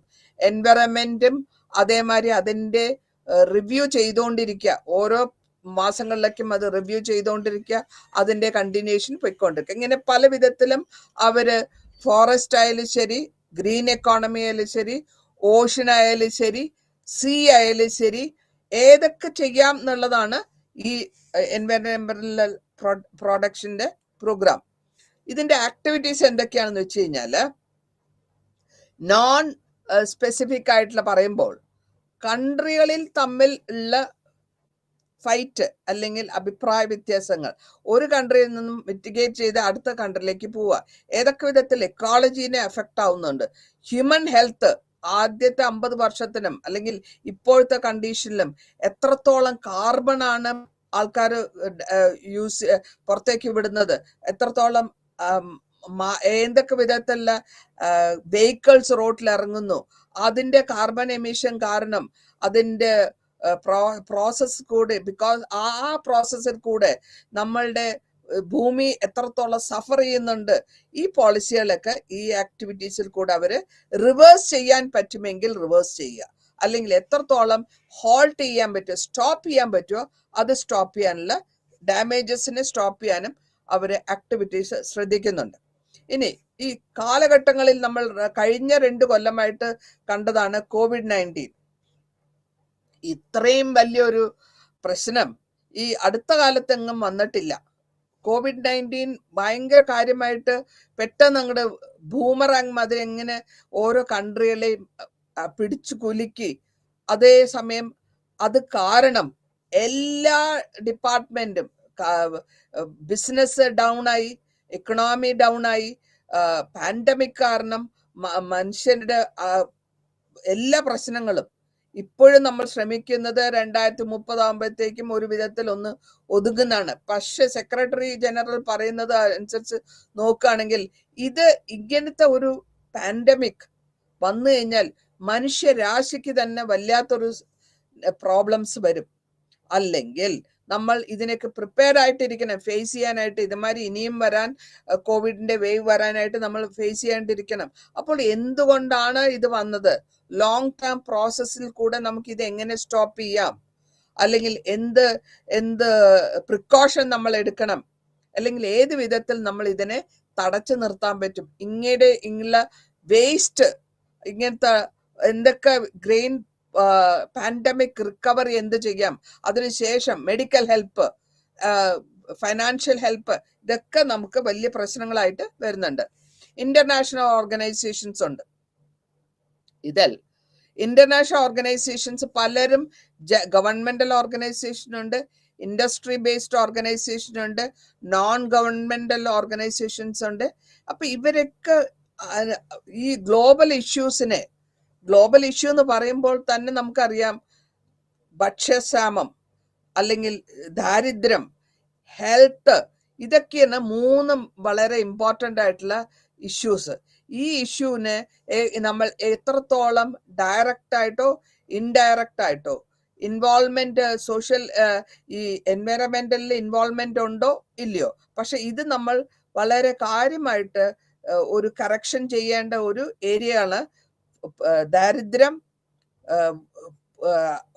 ഫുഡ് സപ്ലൈന്റെ കുറവ്, അല്ലെങ്കിൽ ഹെൽത്ത്. അപ്പൊ ഈ ഓർഗനൈസേഷൻസ് ഒക്കെ ഉദ്ദേശിക്കുന്നത് പരമ്പര എല്ലാ മനുഷ്യരും നല്ല ഹെൽത്തി ആയിട്ട് ജീവിക്കാനുള്ള മാർഗങ്ങൾ സ്വീകരിക്കുക, അതിനുവേണ്ടി പ്രിക്കോഷൻസ് എടുക്കുക. ഗവൺമെന്റ് ഓർഗനൈസേഷൻസ് വഴി നമ്മൾ ഏതൊക്കെയാണെന്ന് നമ്മളിവിടെ പറഞ്ഞു പോവാണ്. യൂറോപ്യൻ ഇക്കണോമിക് കമ്മ്യൂണിറ്റി ഉണ്ട്. അത് യൂറോപ്യൻ, അവിടെ എക്കണോമിക് ഡിപ്രഷൻ വരുന്നുണ്ട്. അപ്പോൾ അതിനെ എങ്ങനെ നമ്മൾ പരാമർശിക്കാം, അല്ലെങ്കിൽ എങ്ങനെ നമുക്ക് കുറയ്ക്കാം? Food and agriculture organisation again UNO ആണ്. അപ്പോൾ ഇവര് നോക്കുന്നത് എത്രത്തോളം ഫുഡിൽ കൂടെയുള്ള മാൽന്യൂട്രീഷനോ അല്ലെങ്കിൽ അഡൾട്രേഷനോ എങ്ങനെയൊക്കെ എന്തൊക്കെ പ്രോസസ് വരുന്നോ അതൊക്കെ എങ്ങനെ ചെക്ക് ചെയ്യാം. Economic depression organisation for economic ഡിപ്രഷനിൽ ഈ ഡിപ്രഷൻ അല്ലെങ്കിൽ എക്കണോമിക് കോപ്പറേഷൻ വഴി ഡിപ്രഷൻ എങ്ങനെ കുറയ്ക്കാൻ പറ്റും? യുണൈറ്റഡ് നേഷൻസ് കമ്മീഷൻ ഉദ്ദേശിക്കുന്നത് യൂറോപ്പ് വഴി, അല്ലെങ്കിൽ ഏത് വിധത്തിൽ യൂറോപ്പിനെ ഇനിയൊരു പ്രശ്നങ്ങളിൽ നിന്ന് പരിപാലിച്ചെടുക്കാൻ പറ്റും. യുണൈറ്റഡ് ഇൻഡസ്ട്രിയൽ ഡെവലപ്മെന്റ്, എത്രത്തോളം ഇൻഡസ്ട്രിയൽ ഡെവലപ്മെന്റിൽ വഴി നമുക്ക് മനുഷ്യരാശിനെ ഒരു വിധത്തിൽ ഇൻഡസ്ട്രീസിനെ രക്ഷിക്കാൻ പറ്റും എന്നുള്ളതാണ് UNOന്റെ ഉദ്ദേശം. UNIDOന്റെ ഉദ്ദേശം ഇതാണ്. എത്രത്തോളം വിധത്തിൽ, ഏത് വിധത്തിൽ ഇൻഡസ്ട്രിയൽ ഗ്രോത്തിനെ നമുക്ക് ചെയ്യാൻ പറ്റും. അടുത്തതായിട്ട് world health organisation. World health organisation വഴി അവർ ഉദ്ദേശിക്കുന്നത് ഭൂലോകം മുഴുവനും ഇമ്മ്യൂണൈസേഷൻ ചെയ്യുക, വാക്സിനേഷൻ ചെയ്യുക, അല്ലെങ്കിൽ പ്രിക്കോഷൻസ് ചെയ്യുക, അവയർനെസ് കൊടുക്കുക. ഇത് ഇനിയൊരു പാൻഡമിക് വരാണ്ടിരിക്കാനുള്ള പ്രിക്കോഷൻസ് എടുക്കുക, അവർക്ക് വന്നാൽ എങ്ങനെ അത് തടയാം എന്നുള്ളത് നോക്കുക. ഇങ്ങനത്തെ റിസർച്ച് നടക്കുന്നുണ്ട്, ഒരുപാട് റിസർച്ച് നടക്കുന്നുണ്ട്, ഒരുപാട് വാക്സിൻ കണ്ടുപിടിക്കാൻ ശ്രമിക്കുന്നുണ്ട്. അപ്പോൾ ഈ ഹെൽത്തിനെ പറ്റി എത്രത്തോളം ഇമ്പോർട്ടൻസ് WHO കൊടുക്കുന്നുണ്ടത് എല്ലാവർക്കും അറിയാവുന്ന ഒരു കാര്യമാണ്. ഈവൻ പാൻഡമിക് ടൈമിൽ നമ്മൾ കൂടെ ഇവിടെ നിന്ന്, ഇന്ത്യയിൽ നിന്ന് മരുന്നുകൾ പുറം രാജ്യങ്ങളിലേക്ക് അയച്ചു സപ്പോർട്ട് ചെയ്തിരുന്നു. കാരണം അതൊരു മ്യൂച്വൽ ഹെൽപ്പ് എന്നുള്ള ലെവലിലാണ് നമ്മളത് ചെയ്തത്. ഇൻഡസ്ട്രി ബേസ്ഡ് ഓർഗനൈസേഷനിൽ വരുമ്പോൾ അത് എത്രത്തോളം റീകൂപ്പ് ചെയ്യാൻ പറ്റും, ഇന്റർനാഷണൽ ലെവലിൽ എത്രത്തോളം റീകൂപ്പ് ചെയ്യാൻ പറ്റും. ഇൻഡസ്ട്രി അഡ്വൈസറി കൊടുക്കണം. അഡ്വൈസ് കൊടുത്തിട്ട് അതുവഴി ബിസിനസ്സും ഇൻഡസ്ട്രിയും അഡ്വൈസ് കൊടുത്തു കൊണ്ടുവരിക. അവരെ ചേംബർ ഓഫ് കോമേഴ്സിൽ കൂടെ ഏത് വിധത്തിൽ കോമേഴ്സിന്റെ കറക്ഷൻസ് ചെയ്യാൻ പറ്റും, അതും നമ്മുടെ നാട്ടിൻ്റെ അകത്ത് മാത്രമല്ല, internationally also. Chamber of commerce business ചെയ്യുന്നവരാണ്, അവർക്ക് സപ്പോർട്ട് ചെയ്യുക. ഇന്റർനാഷണൽ എൻവയറമെന്റ് ബ്യൂറോ അങ്ങനത്തെ ഒരു സിസ്റ്റം കൊണ്ടുവന്നു. അപ്പൊ ഈ എൻവയറമെന്റിനെ നശിപ്പിക്കാൻ പാടില്ല, ഭൂമിയെ നശിപ്പിക്കാൻ പാടില്ല, ചൂഷണം ചെയ്യുന്നത് കുറയ്ക്കുക, അല്ലെങ്കിൽ ഇനിയും വരുന്ന ആഘാതങ്ങൾ തടുക്കുക. ഇതൊക്കെ നമ്മൾ ചെയ്യുന്നുണ്ട്. ഇൻഡസ്ട്രിയിലായാലും ശരി, എംപ്ലോയി കോൺഫെഡറേഷൻസ് യൂറോപ്പിലായാലും ശരി, ഇതിനൊക്കെയാണ് അവർ കൂടുതൽ ഫോക്കസ് ചെയ്ത് റിസർച്ച് നടത്തി, അവയർനെസ് നടത്തി, ആൾക്കാർക്ക് പരാമർശിച്ച് കൊടുത്ത് മനസ്സിലാക്കി കൊടുക്കുക. സ്പെഷ്യൽ ബ്രാഞ്ച് ഓർഗനൈസേഷൻസിന് ഞാൻ പറഞ്ഞിട്ടുള്ളത് ഇവിടെ ഇതേ തന്നെ confederation pulp and paper board factory industry, pulp paper ഇത് എങ്ങനെ ഉണ്ടാക്കാം. European council chemical manufacturing, chemical use എത്രത്തോളം കുറയ്ക്കാൻ പറ്റും.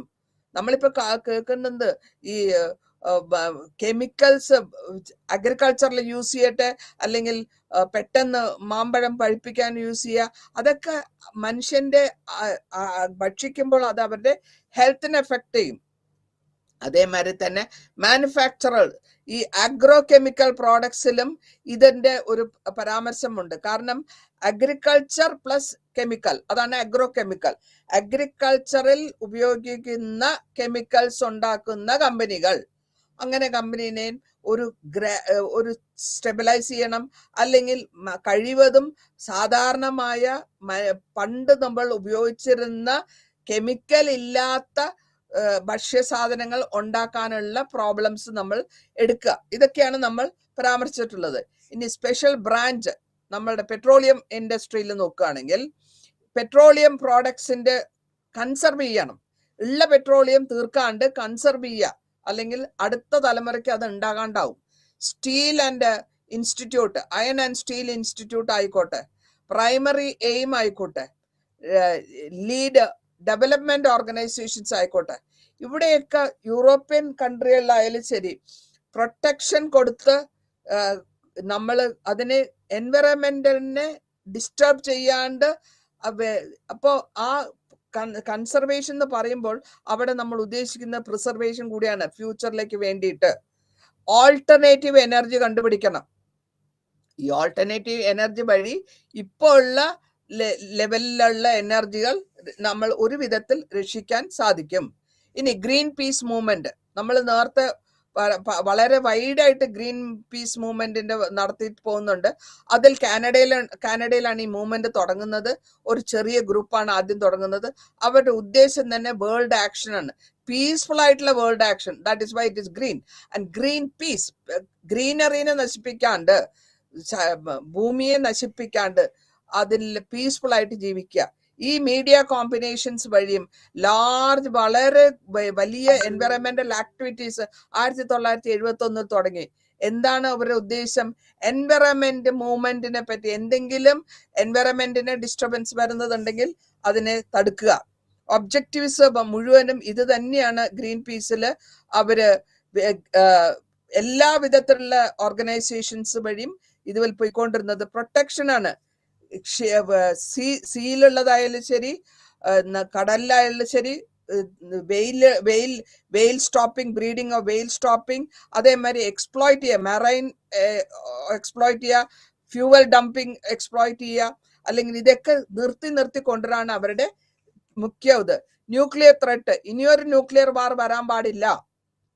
അങ്ങനെ വന്നു കഴിഞ്ഞാൽ നേച്ചർ വേസ്റ്റ് ആയി പോകും, റേഡിയേഷൻ വരും. നമ്മുടെ സെക്കൻഡ് വേൾഡ് വാറിന്റെ റേഡിയേഷൻ ഇപ്പോഴും ജപ്പാനിൽ അനുഭവിച്ചുകൊണ്ടിരിക്കുന്നുണ്ട്. അപ്പോൾ ഗ്രീൻ പീസ് ഇതിനു വേണ്ടി വളരെ കാര്യമായിട്ട് പ്രവർത്തിച്ചു കൊണ്ടിരിക്കുകയാണ്. അപ്പോൾ ഈ ഡിസാർമമെന്റ്, ന്യൂക്ലിയർ ഡിസാർമമെന്റ്, ഈവൻ ഗൾഫ് വാറിൽ കൂടെ നമ്മൾ പരാമർശിച്ചിരുന്നു. പ്രൊട്ടക്ഷൻ ഏതൊക്കെ വിധത്തിലാണ് പ്രൊട്ടക്ഷൻ? ഫോറസ്റ്റ് നമുക്ക് പ്രൊട്ടക്ട് ചെയ്യാൻ പറ്റുക, അല്ലെങ്കിൽ ഡിസ്ട്രോയ് ചെയ്യാണ്ട് നമ്മളുടെ ധനസമ്പത്തിനെ വളരെ കാര്യമായിട്ട് ട്രോപ്പിക്കൽ ഫോറസ്റ്റ് ആയാലും ശരി, എല്ലാ വിധത്തിലുള്ള ഫോറസ്റ്റ് ആയാലും ശരി, ഇക്കോസിസ്റ്റത്തിനെ ബാലൻസ് ചെയ്ത് പോകണം. ഓക്സിജൻ അറ്റ്മോസ്ഫിയറിൽ കുറഞ്ഞു വരുന്നു, റെയിൻഫോൾ കൂടുതലാവുന്നു, അല്ലെങ്കിൽ ഗ്രീൻ ഇഫക്റ്റ് വരുന്നു, സോയിൽ എറേഷൻ വരുന്നു. ഇതിനെയൊക്കെ നമ്മൾ പരിപാലിച്ചു പോകണമെന്നാണ് UN പറയുന്നത്. എൻക്രോച്ച്മെന്റ് ഓരോ വിധത്തിലും ഓരോ വീടുകളിലും ഉള്ള നീഡ്സിനും അതനുസരിച്ചിട്ടുള്ള ചെടി കൊടികളും പോവാണ്ടിരിക്കാനായിട്ടും നോക്കണം. ഇനി പ്രൊട്ടക്ഷൻ, ആമസോൺ പ്രൊട്ടക്ഷൻ വഴിയും ഇവര് റെയിൻ ഫോറസ്റ്റ് നമ്മൾ ഉദ്ദേശിക്കുന്നതും ഗ്രീൻ പീസ് വളരെ ആക്റ്റീവായിട്ട് എടുത്തിട്ടുണ്ട്. ടോക്സിക് ആയിട്ടുള്ള കെമിക്കൽസ് കടലിലോ വെള്ളത്തിലോ കാറ്റിലോ വരാണ്ടിരിക്കാൻ വേണ്ടിയിട്ടും അവർ വളരെ കാര്യമായിട്ട് ടോക്സിക് കെമിക്കൽസ് ത്രെട്ട് വരുന്നത്. ഇ വേസ്റ്റ്, കമ്പ്യൂട്ടർ അതിന്റെ സാധനങ്ങളും ഇങ്ങനത്തെ ഇ വേസ്റ്റ് ലോകത്തിൽ ഒരുപാട് വന്നിട്ടുണ്ട്. അതിനെ എത്രത്തോളം കൺട്രോൾ ചെയ്യാം എന്നുള്ളതും ഈ വേസ്റ്റുകാർ പറയുന്നത്. ഗ്രീൻ പീസ് എഫക്ട് എടുക്കുന്നുണ്ട്. ഇതിൽ അവര് ഡസ്റ്റ്, റെയിൻ വാട്ടർ എല്ലാം പല കൺട്രികളിലും ഗ്രീൻ ജനറ്റിക് എഞ്ചിനീയറിംഗ് ഇതുവഴി നമ്മൾ ഉദ്ദേശിക്കുന്നത് വളരെ ബയോഡൈവേഴ്സിറ്റിനെ പറ്റി, എൻവയറമെന്റിൽ എത്രത്തോളം പോവാം, മൈക്രോ ഓർഗാനിസം എങ്ങനെ കൊണ്ടുപോകാം, ഇതൊക്കെയാണ് അവര് ഓർഗനൈസ് ചെയ്തത്. ഹാംഫുൾ റീസൺസ് എന്താന്ന് വെച്ചാല് ഇത് മനുഷ്യരാശിനെ തന്നെ നശിപ്പിച്ചു കളയും. അതിന് നമ്മൾ ഫുഡ് ചെയിനെ നശിപ്പിക്കും. അതുവഴി നമ്മളുടെ ബയോ സേഫ്റ്റിയും കുറഞ്ഞു പോകും. ഡെവലപ്മെന്റ്, ട്രേഡ് വഴി നമ്മൾ ചെയ്യുമ്പോൾ ഓപ്പിയം ട്രേഡ് അതേമാതിരി ബാക്കിയുള്ളതൊക്കെ ഒന്ന് കുറയ്ക്കാനും ഗ്രീൻ ഇഫക്റ്റ് എടുക്കുന്നുണ്ട്. ഇന്റർനാഷണൽ കോർഡിനേഷൻ നടത്തുന്നു ഗ്രീൻ ഇഫക്റ്റ്. അവര് മാക്സിമം സപ്പോർട്ട് ചെയ്ത് പോവാണ്. ബാക്കിയുള്ള ഓർഗനൈസേഷൻസും ഇതേമാതിരി ആക്ടിവിറ്റീസ് ചെയ്യുന്നുണ്ട്. ഒരുപാട് ഓർഗനൈസേഷൻസ് ഉണ്ട്. ലിസ്റ്റ് ഞാൻ ഇവിടെ പരാമർശിക്കുന്നില്ല, നിങ്ങൾ കണ്ടാൽ മതി. എൻവയറമെന്റൽ മൂവ്മെന്റ്സ് നാട്ടിലും ഇവിടെയും ഉണ്ടായിട്ടുണ്ട്. ഇവിടെ ഇന്ത്യയിലും വളരെ കാര്യമായിട്ട് യൂണിവേഴ്സൽ ഫാമിലി എന്ന് പറയുന്ന നമ്മൾ ഇന്ത്യയിലുള്ള ഒരു സിസ്റ്റമാണത്. ഈ മൂവ്മെന്റ്സ് പല വിധത്തിലും നമ്മൾ പ്രൊട്ടസ്റ്റ് ചെയ്തിട്ടുണ്ട്. എൻവയറമെന്റ് ഡിസ്റ്റർബൻസസ്, അത് നമ്മൾ ആക്ടിവിറ്റീസും ടെറിഫിക് ഡാം കോൺഫ്ലിക്റ്റ് ഇത് നോർത്തിലാണ്, ഹിമാലയൻ ഇതിന്റെ പ്രശ്നങ്ങൾ ഇവിടെ കോൺഫ്ലിക്റ്റ് വന്നു കഴിഞ്ഞാൽ ഈ ഭാഗീരഥിയിൽ ഈ റിവർ പ്രോഡക്റ്റ് അല്ലെങ്കിൽ ഡാം കൺസ്ട്രക്ട് ചെയ്താൽ വളരെ വ്യത്യാസങ്ങൾ വരും, അല്ലെങ്കിൽ അതിന്റെ ഇഫക്റ്റ് വരും. അതിന്റെ ലിസ്റ്റ് ഫോർമേഷൻസും കൊടുത്തിട്ടുണ്ട്. ഇത് പൊട്ടിയാൽ വളരെ കാര്യമായിട്ടുള്ള ഡിസ്റ്റർബൻസ് ആയിരിക്കും വരിക. അതേമാതിരി തന്നെ ഇവിടെ നമ്മുടെ നാട്ടിലും ഇതിനെപ്പറ്റി പരാമർശിച്ചിട്ടുണ്ട്. മുല്ലപ്പെരിയാർ ഡാമിലും ഇത്രയും വലിയ പഴയ ഡാമാണെങ്കിലും ഇത്രയും പ്രശ്നങ്ങൾ എപ്പോ വേണമെങ്കിലും നമ്മൾ ഫേസ് ചെയ്തുകൊണ്ടിരിക്കുന്ന ഒരു പ്രശ്നമാണ്. ഇതിൽ കൂടി ഈ കൺക്ലൂഷനിൽ ഞാൻ പറയാൻ ഉദ്ദേശിക്കുന്നത്, നമ്മൾ ഇന്ററാക്ഷൻ ചെയ്യുമ്പോഴും ഭൂമിയെ ഉപദ്രവിക്കാണ്ട് നമ്മളുടെ പ്രോഗ്രസ് ചെയ്തുകൊണ്ട് പോവുക. എത്രത്തോളം ബയോട്ടിക് ആയാലും അബയോട്ടിക് ആയാലും എത്രത്തോളം പോളിസി മേക്കിങ്ങിലൊക്കെ NGOസും NPOസും എല്ലാ ഓർഗനൈസേഷൻസും ഒരുമിച്ച് നിർത്തി. നന്ദി, നമസ്കാരം. Thank you.